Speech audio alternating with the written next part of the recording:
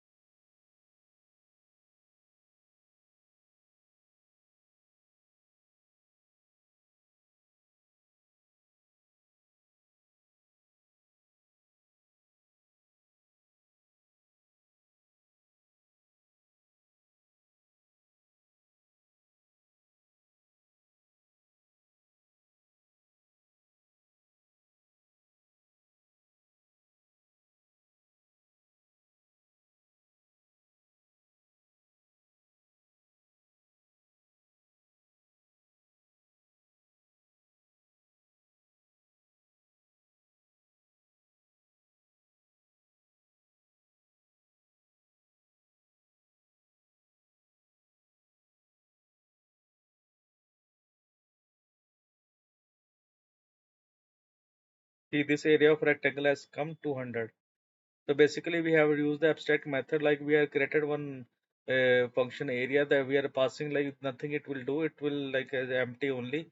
After that, we have to created class rectangle for passing that parent class inside the rectangle, and we are taking given the constructor, and we are initializing the values. After that, we have created one area function, and we are returning this. And after we have created the object, and we have passing the values inside the class, and we are printing the object. This is the abstract method. And third one is the encapsulation. Encapsulation basically means to hide the inner functionality to the outside world.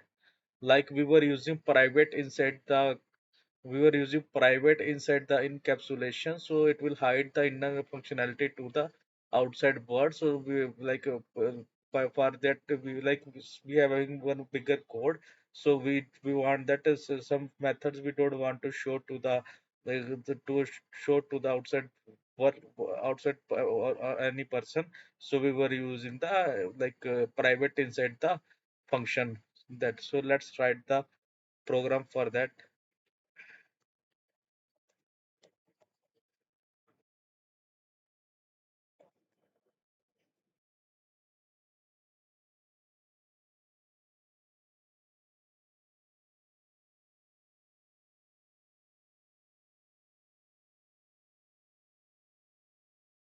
So we are using double underscore for keeping it as a private.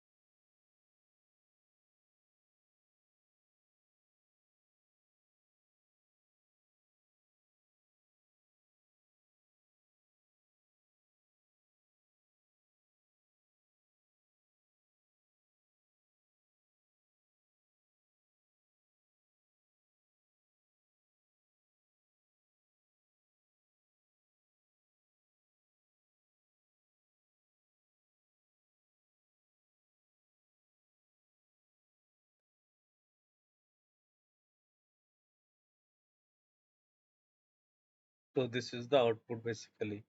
After that, we will move towards the polymorphism. Polymorphism means many form. Like we were having multiple functions inside the classes that are having same method name, but their functionality is quite different. That is called polymorphism. So let's start the program for that.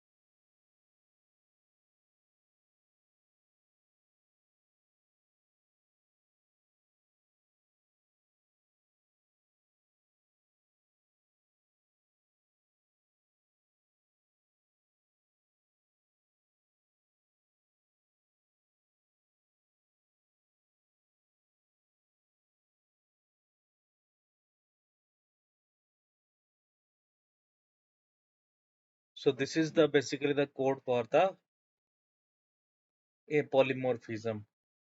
After that, we will move towards. Okay, that's it from my side for today.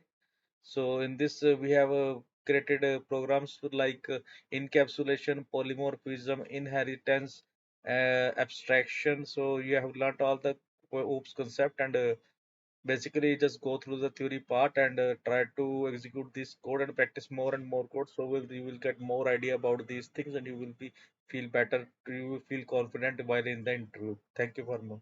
Thank you very much.